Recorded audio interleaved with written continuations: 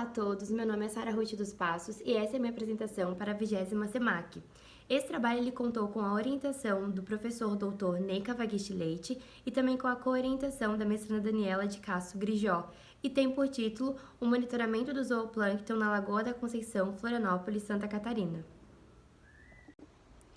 Agora falando um pouquinho sobre o zooplâncton. O zooplâncton é formado por organismos heterotróficos microscópicos, que vivem suspensos na coluna d'água e possuem pouca capacidade natatória. Eles têm uma grande responsabilidade na teia trófica, pois respondem de maneira bem rápida a mudanças ambientais. Isso ocorre por eles terem um ciclo de vida curto e uma taxa de reprodução alta. Eles também têm grande importância na trofodinâmica aquática, por participarem de maneira bem expressiva do ciclo de nutrientes e do fluxo de energia.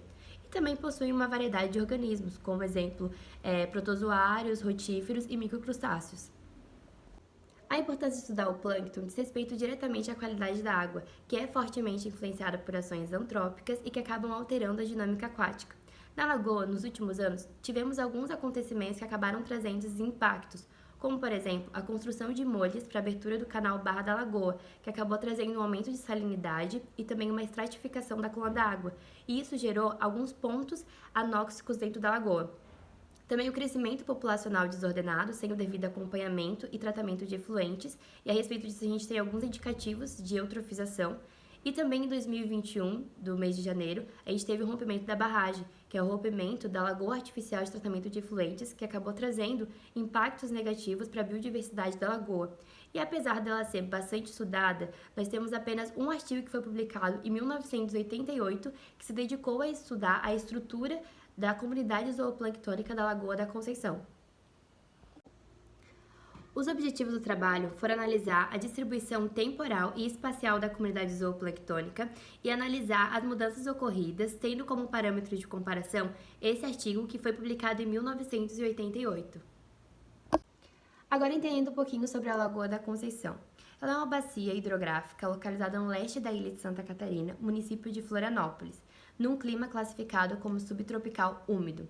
Ela é classificada como uma laguna costeira de águas rasas que é conectada ao mar por um canal meandrante, estreito e longo. Ela é dividida em 3 regiões: regiões sul, região centro e região norte, sendo que a sua circulação hidrodinâmica ocorre do norte para o centro e do sul para o centro, da qual deste vai o escoamento para o mar. As regiões que possuem a maior densidade populacional é a região do sul, em seguida da região do centro e depois a região do norte. Já no delineamento amostral, as coletas elas foram feitas em 6 pontos amostrais, sendo 2 no sul, 2 no centro e 2 na região do norte. E as coletas elas foram realizadas nos meses de abril, junho, setembro, outubro e novembro do ano de 2021. Agora falando sobre materiais e métodos. Na saída de campo foram utilizadas redes de zooplâncton de 53 micrômetros de abertura de malha com fluxômetro acoplado. A metodologia utilizada foi a metodologia do arrasto horizontal, que foi feito paralela lateral do barco com duração de 2 minutos e velocidade abaixo de 2 nós. Em seguida, a amostra ela foi concentrada em uma solução de 100 ml e fixada em formalina de 4%, e em seguida colocada em frascos devidamente vedados.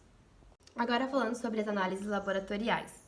A identificação e a quantificação elas foram realizadas em subamostras de 1 ml, até atingir ao menos 10% de toda a amostra e 100 indivíduos do táxon mais abundante. Elas foram feitas através de câmaras de Sedgwick Rafter em microscópio óptico com câmera acoplada, com objetivo de 4 aumento de 40. E a identificação ela foi realizada no menor nível taxonômico possível. Na figura em questão, podemos ver a distribuição dos táxons encontrados nas 5 coletas. E a região sul, que é representada pelo ponto 5 e 6, foi a região que apresentou uma maior densidade desses organismos. Agora falando um pouquinho sobre os principais grupos encontrados. Para o grupo Copépoda, a identificação foi feita a nível ordem, sendo encontrados Ciclopoida, Calanoida e Aparticoida. E como podemos ver no gráfico, os pontos 5 e 6 foram os pontos que tiveram a maior densidade desse grupo, que é a região do sul.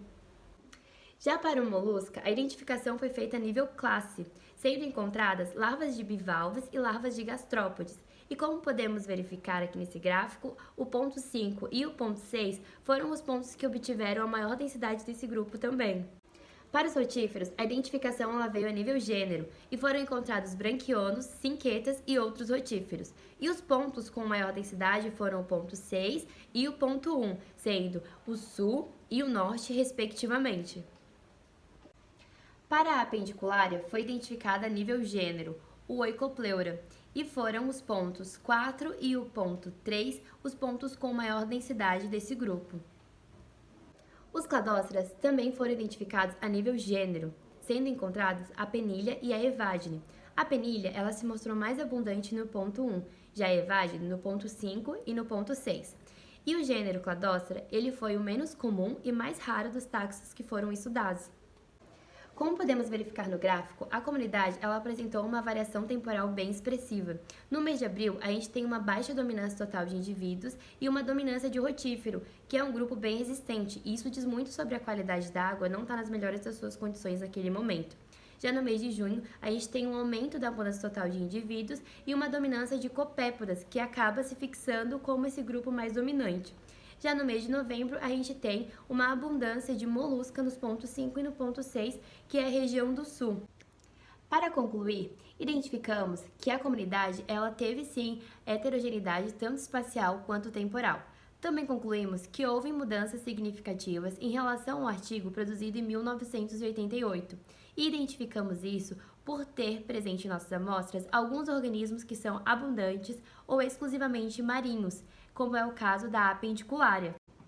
Esse trabalho foi integrado a um mestrado que tinha como objetivo avaliar a biodisponibilidade de microplástico ao zooplâncton, e o meu trabalho de iniciação científica veio como objetivo para dar suporte para a realização desse projeto. E dessa forma, eu finalizo a minha apresentação agradecendo a todos pela atenção.